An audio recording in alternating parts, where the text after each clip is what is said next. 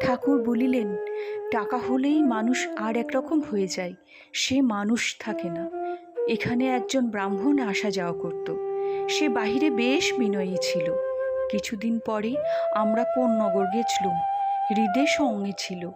নৌকা থেকে যাই নামছি, দেখি সেই ব্রাহ্মণ গঙ্গার ধারে বসে আছে, বোধহয় হাওয়া খাচ্ছিল। আমাদের দেখে বলছে, কি ঠাকুর, বলি আছো কেমন? তার কথা স্বর শুনে আমি হৃদেকে বললাম, ওরে হৃদে, এ লোকটার টাকা হয়েছে তাই এরকম কথা। হৃদে হাসতে লাগলো। একটা ব্যাঙের একটা টাকা ছিল, গর্তে তার টাকাটা ছিল। একটা হাতি সেই গর্ত ডিঙিয়ে গেছিল। তখন ব্যাঙটা বেরিয়ে এসে খুব রাগ করে হাতিকে লাথি দেখাতে লাগলো আর বললে, তোর এত বড় সাধ্য যে আমায় ডিঙিয়ে যাস, টাকার এত অহংকার।